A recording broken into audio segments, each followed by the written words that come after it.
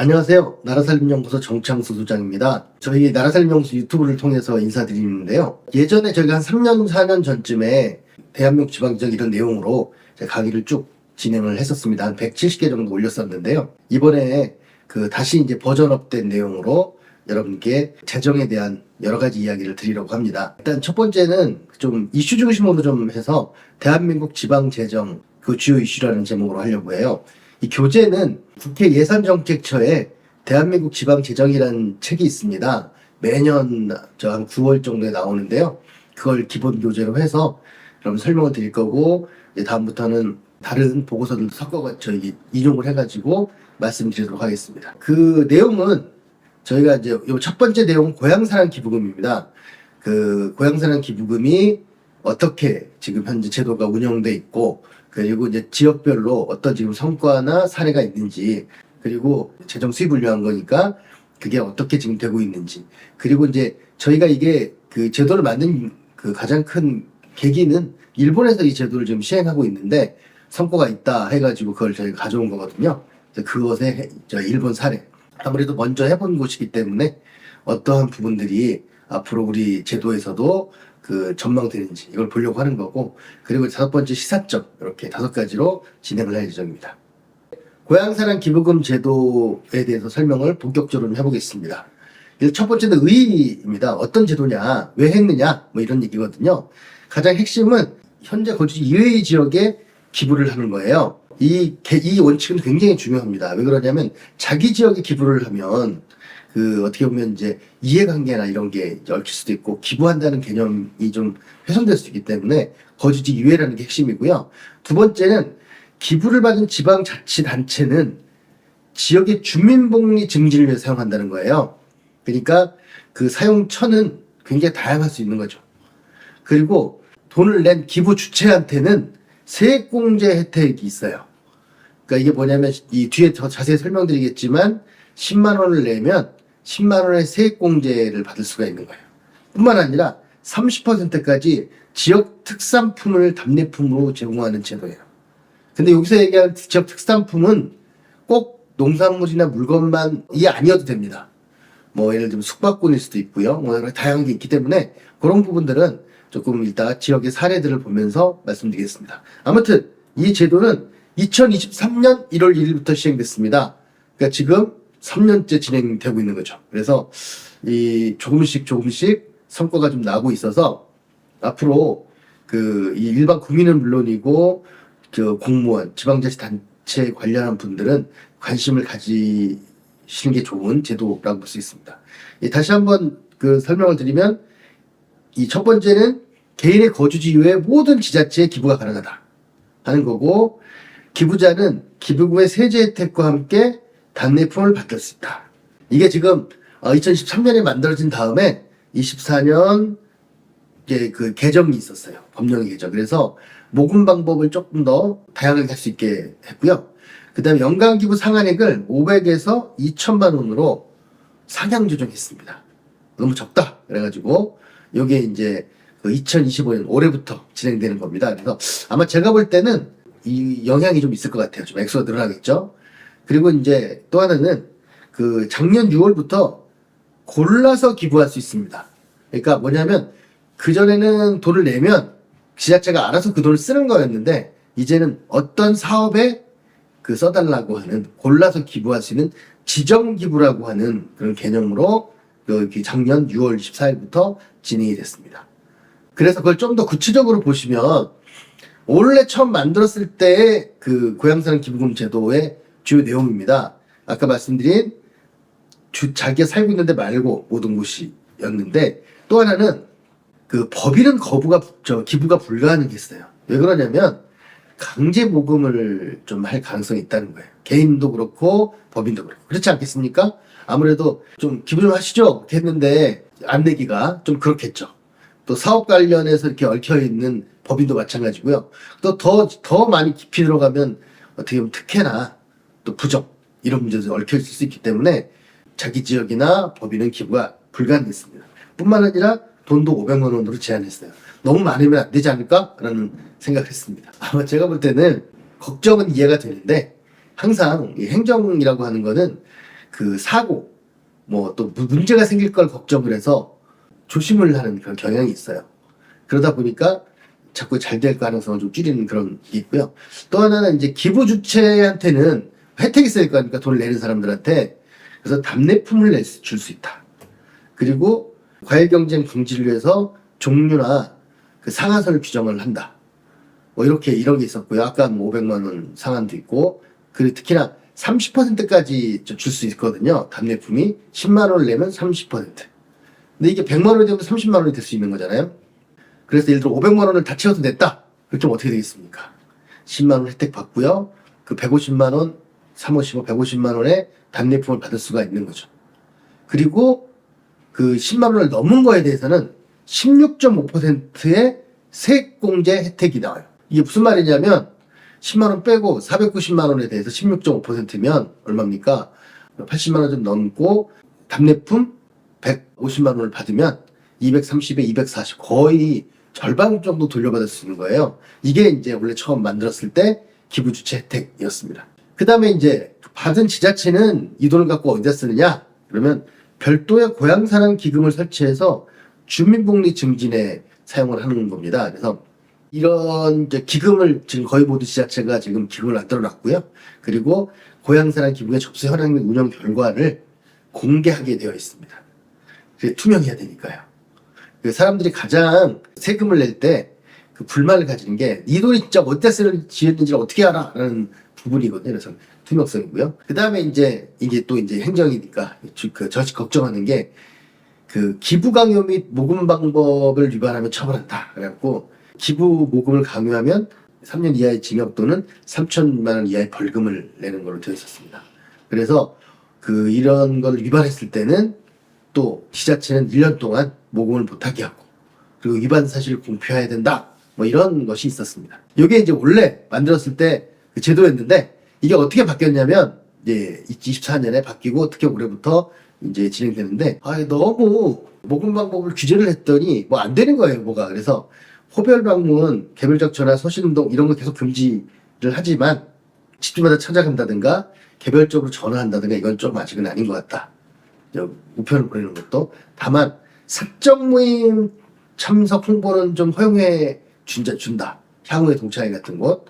그 다음에 전자적인 전송은 연 1, 2회 정도 허용한다. 이렇게 조금 열어놨습니다. 모금 방법을. 근데 기부 한도는 500에서 2천만 원으로 늘렸어요. 조금 더 대규모 기부가 이제 허용이 됐고요. 그 다음에 아까 말씀드린 원하는 기금 사업을 선택해서 사업 목적을 지정하고 기부할 수 있다 하는 거고요. 그리고 이제 기부금을 운용하는 데서 조금씩 열어놔가지고요. 기금을 모집 운용하는 비용뿐만 아니라 답례품 제공에 필요한 비용도 쓸 수 있게 했습니다. 그전에는 그게 안 됐거든요. 그 돈은 특정 사업에만 써야 된다 이런 거였는데 그런 게 있고요. 그 다음에 그 기부자를 좀 확인하는 그것 때문에 누가 얼마를 냈는지를 알아야 될 거 아니에요. 왜냐하면 한번 이렇게 내신 분이 또 낼 수가 있고 그러니까 그 행안부 장관, 지자체장이 법무부 장관한테 등록 외국인 국내 체류 및 거소 정보 제공 요청을 가능하겠습니다. 이게 왜 그냥 외국인도 낼 수가 있기 때문이거든요. 예, 그렇고요. 이게 현황이었습니다. 제도를 제가 자세히 설명을 드렸는데요. 지금 실적이 어떻게 되는 거냐? 근데 24년 실적은 아직 결산이 안 나왔어요. 그래서 요거는 저에게 다음에 다시 한번 말씀을 드리고요. 그 시행 첫 해인 2023년에 전국 243개 지자체에서 52만 6천 건, 그리고 모금액은 650억. 그래서 당초 목표인 500억을 상회했습니다. 그리고 제가 이제 2024년 결과도 보면, 지금 이거보다 좀 더 늘어서, 아직 1,000억은 되지 않았는데, 그 정도 됐다고 지금 알고 있습니다. 그리고 기부 현황을 보면, 수도권 거주자와 비수도권을 나눠보면, 수도권에서 수도권으로 낸 경우도 있어요. 39%. 하지만 비수도권으로 보낸 경우가 61% 정도 됩니다. 그리고 비수도권에서 수도권으로 낸 분들도 있더라고요. 근데 비수도권에서 비수도권으로 이제 낸 경우는 91.5%입니다. 아무래도 이것을 만든 이유 중에 하나가 재정이 부족한 비수도권을 좀 지원하려고 하는 그런 의도가 있기 때문에 이건 바람직한 거라고 생각합니다. 그리고 지금 보시면 돈을 낸 그 월별 통계인데요. 우와, 대부분 12월에 내시죠. 왜냐하면 연말에 세액공제 이런 것 때문에 일부러 더 내는 경향이 있고요. 또 지자체들이 연말에 좀 뭐랄까 실적 경쟁 이런 것 때문에도 그렇다고 제가 알고 있습니다. 지역 사례로 한번 넘어가 보겠습니다. 제일 많이 낸 데가 어디냐 했을 때 지금 23년도 결과는 담양군이 1등입니다. 그래서 기부 건수 12,000건의 모금액이 22억이에요. 그리고 제주도 18억, 고흥군 12억, 나주시 10억, 그리고 예천 9억 이렇게 쭉 순서대로 되어 있습니다.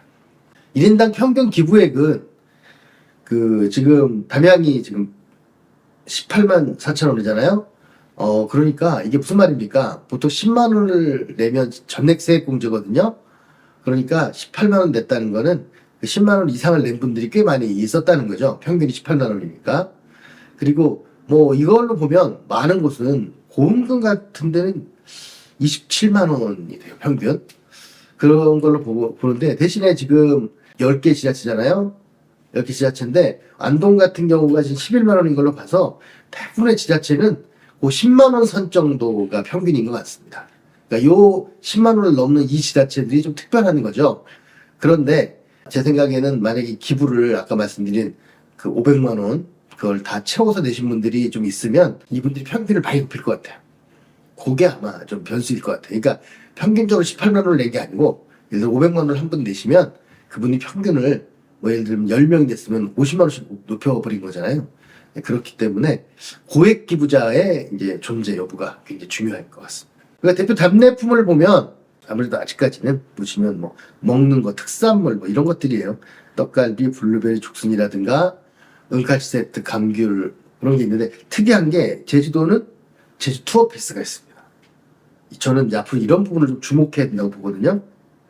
왜 그러냐면 농산물도 좋죠. 농산물 좋은데 이게 좀 차별성이 좀 없고요. 그 다음에 이왕이면 이게 지금 단순히 돈만 벌자고 하는 게 아니라 이 지역에 팬들을 만드는 거거든요. 그리고 지역을 오게 한다면 이분들이 나중에 귀농귀촌에 이제 그것도 가능하고 뭐 이렇습니다. 요즘 지역 인구도 못지않게 체류 인구 이런 것도 굉장히 중요하게 여기잖아요. 그러면 그게 관광으로 되고 그렇기 때문에 이런 이제 지금 제주 투어버스만 지금 보이지만 나머지는 계속 다 농수산물이잖아요. 조금 우리가 신경을 쓸 필요가 있지 않을까 이런 좀 생각을 합니다. 그러면 이제 아무래도 지역 경제 활성화에 도움이 되겠죠. 이 1차적으로 기부를 받는 것도 있지만 그렇습니다. 지정기부제도에 대해서 다시 한번 보게 되면 기존에는 기부금 모금을 통해서 기금을 조성했어요. 모금이었죠, 핵심이. 근데 그 돈을 가지고 사업을 발굴했어요. 그러니까 일단 모인 거 갖고 쓴다. 이런 거였다는 거죠. 근데 반대로 지정기부예요. 지정한 기부라는 거죠. 지자체가 발굴한 기부 사업에 대해서 계획을 수립하고 기부금을 모집하면 기부자가 자치단체가 제시하는 사업 중 그 기부금이 사용되기를 원하는 사업을 지정해서 기부하는 거예요. 그러니까 이거는 이제 어떤 아이템이 있어야겠죠. 일례로 지침상 지자체 사업과 중복되거나 보조 사업이 매칭되는 재원, 타 사업 지원 충당 등에 사용할 수 없고 재난 분야도 복구가 어려운 대형 재난이 발생했을 때만 사용할 수 있다 하는 지향이 있습니다. 근데 저는 개인적인 생각에는 재난 분야는 뭐 이해할 수 있는데 기존 지자체 사업과 중복, 보조 사업 매칭 뭐 이런 것까지도 막아야 되는가 하는 생각이 좀 있습니다. 뭐 일단 그런 건 저의 개인적인 의견이고요. 아무튼 그래서 어떤 사업들이 주로 아이템 기획됐는가 이게 지금 작년도 기준이거든요. 2024년 8월. 지금 청량군 같은 경우에는 초중고, 정산초중고 탁구부 훈련용품 및 대출전비 지원이에요. 모금 목표액 5천만 원. 달성했습니다. 180명이 내셨군요. 그러니까 정산초중고 탁구부가 조금 좀 성적이 좋다고 합니다. 그래서 이 부분들을 좀 후원해주자 하는 차원이었어요. 은평구 같은 경우에는 소아암 환자 의료용 가발 지원이에요. 좀 특이하죠? 근데 여기도 2천만 원인데 지금 현재 875만 원 거쳤습니다. 여기 이제 아직 1년이 안 지났기 때문에 제가 볼 때는 거의 다 거칠 거라고 봐요. 근데 아무튼 좀 아주 특별한 사례를 찾아서 좀 의미 있는 이런 목표를 세운 것 같습니다.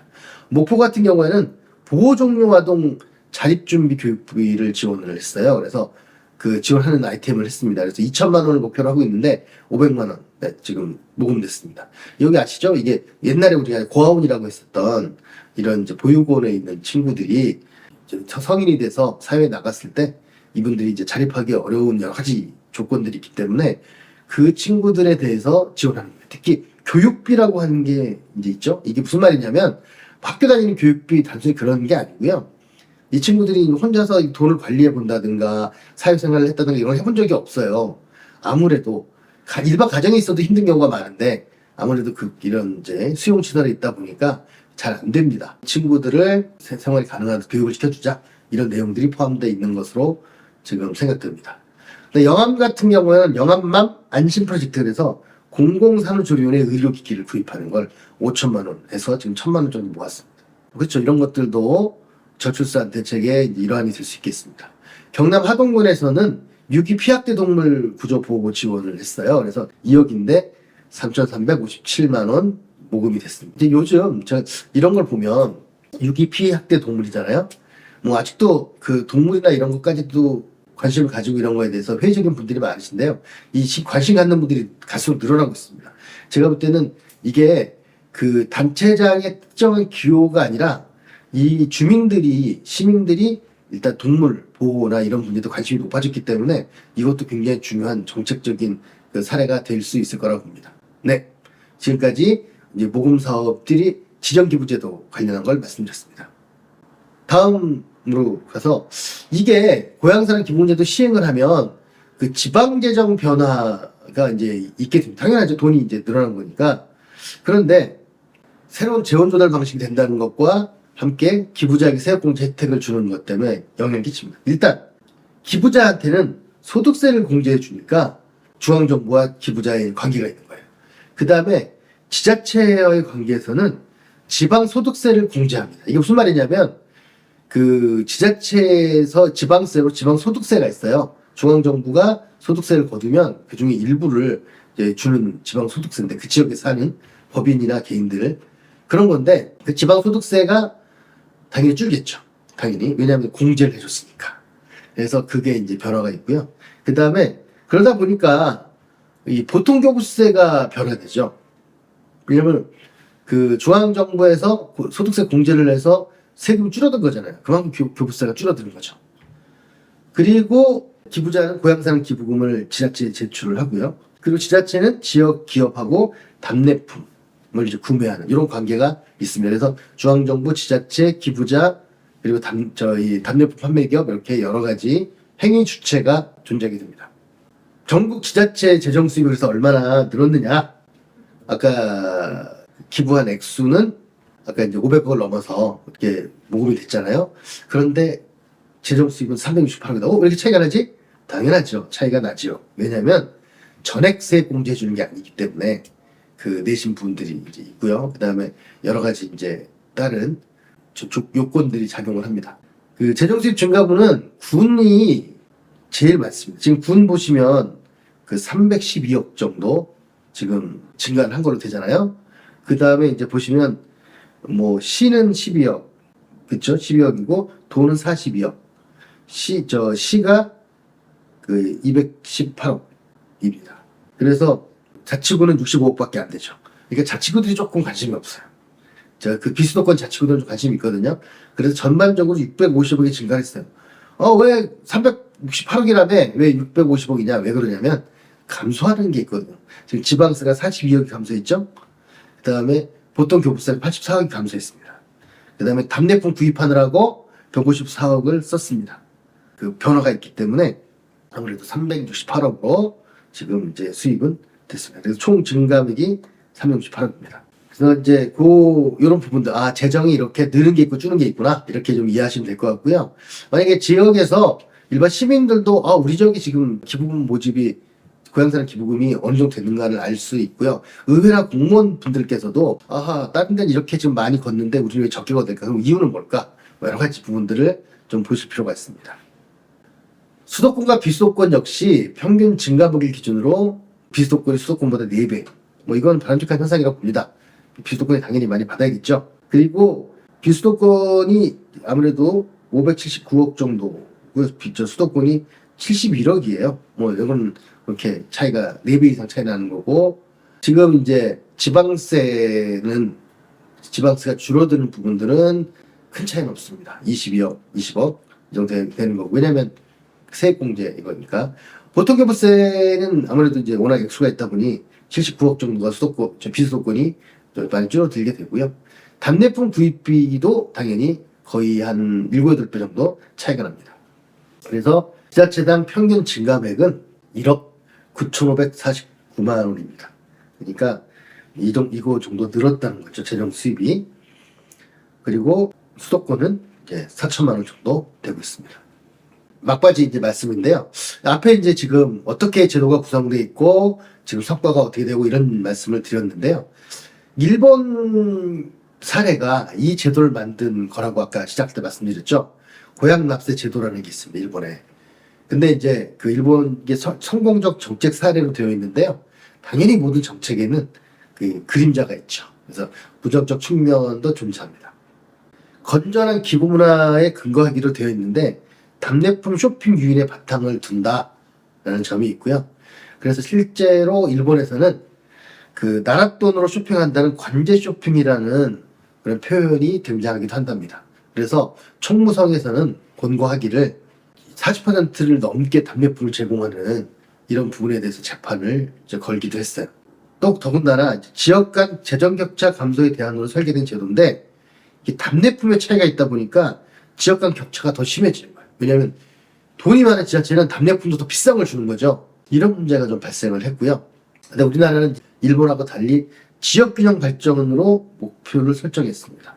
일본은 건전한 기부 문화, 지방재정 확충이 중요한데 우리는 지역균형 발전이에요. 그래서 방향성과 자치단체 간 격차에 대해서 이제 고민을 좀 할 필요가 있고요. 그리고 아직 인지도나 호응이 높지 않은 상태에서 과도한 이제 규제를 하게 되면 오히려 그 제도의 안착을 저해할 수 있다 하는 그런 측면을 우리가 좀 고려를 해야 됩니다. 전문가들도 일본도 시행 초기 실적은 매우 미미했습니다. 지난 15년간 시행착오를 거치고 제도를 개편하면서 발전해 왔기 때문에 우리도 그렇게 가야 되는 거고 단순하게 뭐 2, 3년, 1, 2년 안에 어떻게 보면 결과가 나오지는 않기 때문에 중장기적 관점이 중요하다. 네, 그렇게 좀 보고 있습니다. 그래서 지정기부제도의 활성화, 원스톱 특례제도 같은 편의성 제고 방안. 사실 이게 농협 뭐 이렇게 해가지고 몇 군데에만 정해져 있거든요. 일본에 가보면 자판기 같은 것들이 있어요. 기차기나 이런 곳에. 뭐냐면 기부금을 내면 그것을 직접 답례품이 나오는 거예요. 그런 식으로 굉장히 편리하게 하는데 우리는 홈페이지 들어가서 개인 인증하고 뭐 여러 가지 문제들이 있기 때문에 조금 좀 살펴볼 필요가 있고요. 그 다음에 기부금 상세 운영 내역 공개가 이제 있어야 되는데 아직까지 이 상세 내역 공개를 좀 더 구체적으로 좀 하려고 있는 것이 좀 적은 것 같습니다. 그리고 기존 지역경제 활성화 및 지방소멸 대응 정책과 연계하는 방안 등을 모색해야 된다라는 게 지금 권고하는 사항입니다. 네, 지금까지 그 고향사랑 기부금 제도에 대해서 제가 좀 설명을 좀 드렸습니다. 그런데요, 저는 좀 개인적으로는 이름 바꿔야 된다고 생각합니다.